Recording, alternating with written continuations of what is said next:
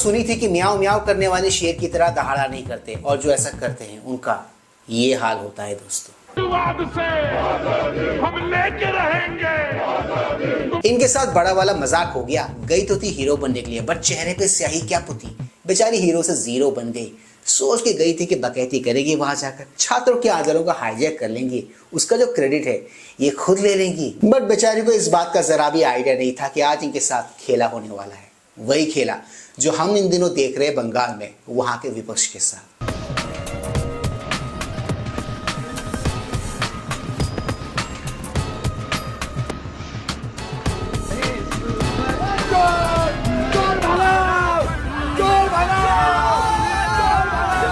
इन लोगों का literally time खराब चल रहा है, समय खराब चल रहा है। किसने सोचा था कि भविष्य में इनको ये सब कुछ भी देखना पड़ेगा, ये सब कुछ भी सहना पड़ेगा, सुनना पड़ेगा। Yesterday everyone saw that how the BJP goons with the help of the police. What is amazing is that it is done with the help of the police. The way they attacked Mamata Banerjee's car with stones, shoes, filth, and each of these guys was a BJP worker. Each of the people. We've even identified some of them and tweeted them. And this narrative, fake narrative that the BJP is trying to do, that these are normal people. जो कुछ भी बंगाल में विपक्ष के साथ हो रहा है ना, एक वक्त था जब वहां का विपक्ष, उस वक्त का विपक्ष जब वहां पर बीजेपी जीती नहीं थी, वो लोग शिकायतें क्या करते थे ममता बनर्जी जी से, इन सब चीजों के बारे में, इन सब अट्रॉसिटीज के बारे में।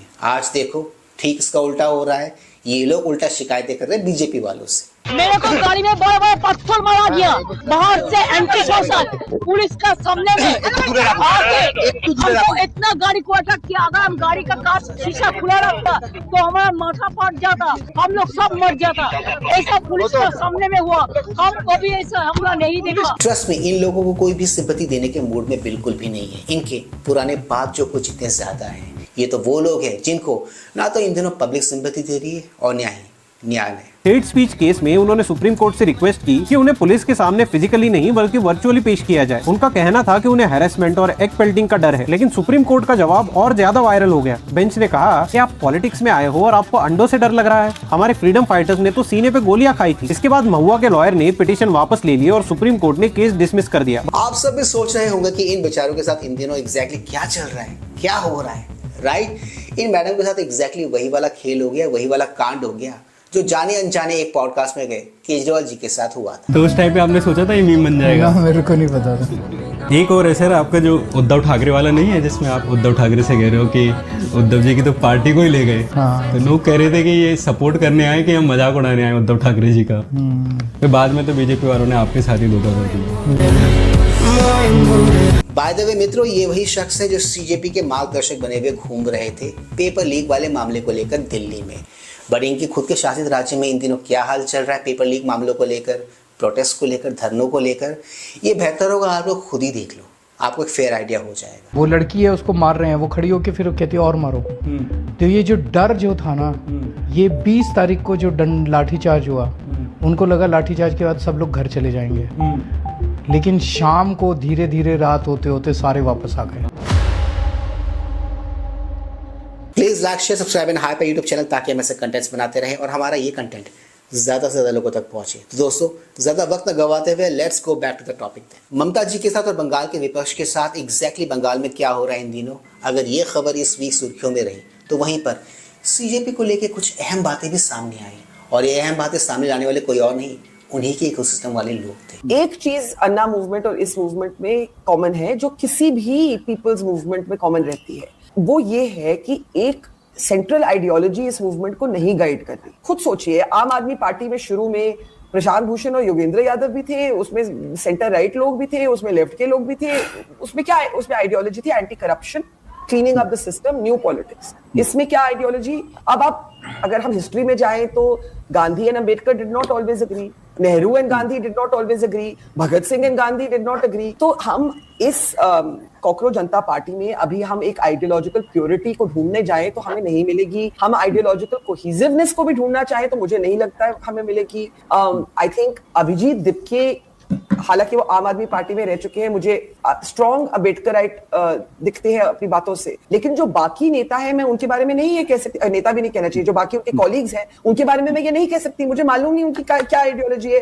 हो सकता है वो एक इंस्टाग्राम जनरेशन के यंग पीपल हो, उन्होंने अपना इतना क्लियरली डॉगमा ही नहीं डिफाइन किया हो, राइट? अभी जी रहे हैं, सीखेंगे, 10 बारी आइडियोलॉजी बदलेंगे, अपने आप को क्वेश्चन करेंगे, हम सब ने किया है। अरे हम कॉलेज में मंडल कमीशन के खिलाफ में मार्च पे चले गए, हमें ना जाति के बारे में कुछ समझ थी ना किसी और चीज के बारे में, ऐसे ही बेवकूफी में चले गए। क्यों? क्योंकि मार्च करने में बड़ा मजा आ रहा था कि भाई मुद्दा है, निकलते हैं सड़क पे। So I am saying you have to also not be so, तब हम क्या अपनी सारी एक्सपेक्टेशंस लेके इनके दरवाजे पे पहुंच जाए कि भाई अपनी अपनी आइडियोलॉजी स्पेल आउट करिए। They are young people, they are finding their way, let's wish them all the best। बिल्कुल, जो बरखा बात कह रही बहुत दम है उसमें। इर्रेवरेंस अगर एक चीज है, ऑनेस्टी एंड इर्रेवरेंस जो इस मूवमेंट को डिफाइन कर रही है। बातें तो बड़ी बड़ी की जाती हैं, लेकिन अंत में कैसे पैन आउट होता है, अब ये उम्मीद करना कि सब जगह यही जाएंगे और हिंदुस्तान की सारी समस्याओं का हल निदान यही करेंगे, तो मुझे लगता है थोड़ी सी अभिजीत दिपके ने मुझे बोला, आई नो आपने भी उनसे इंटरव्यू किया, लेकिन शायद आपको भी बोला होगा, उन्होंने कहा प्लीज मुझे हीरो मत बनाइए। मैं लोगों से कहूंगा प्लीज मुझे हीरो मत बनाइए। नहीं, कभी कभी ये बातें सुन के मुझे अरविंद की भी याद आ जाती है।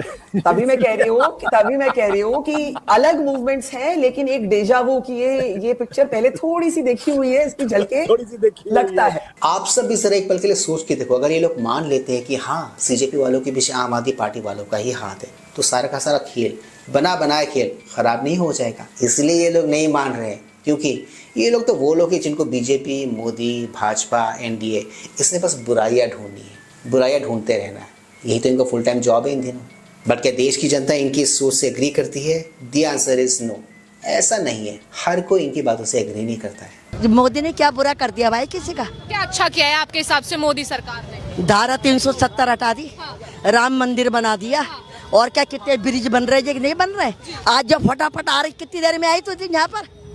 40 मिनट। फिर और पहले कितनी देर में आती थी? 3 घंटे। तो फिर क्या नहीं किया?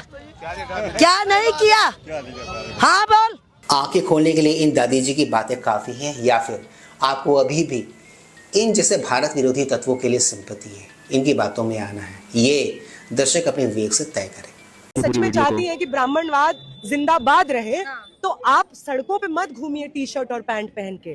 आप घर जाइए, 4 दीवारी के अंदर लंबा सा घूंघट पहनिए, और अपने जो पति हैं, अपने पिता हैं, उनके आगे झुक करके उनके पैरों के नीचे बैठिए। कॉमन सेंस लगाइए मित्रों, इस महिला ने जो कुछ भी कहा इसमें कितनी सत्यता है, कितनी सच्चाई है? क्या आपने कभी किसी पर्टिकुलर जात की लड़की को ये सब कुछ करते हुए देखा है? मैंने तो नहीं देखा। इसने पता नहीं कहाँ से देख ली, कौन सी कहानियां बना रही है। ये लोग वो लूजर हैं दोस्तों जो अपनी विचारधारा से अपने परिवार को कन्विंस नहीं कर पाए। ये लोग चले हैं देश को कन्विंस करने के लिए।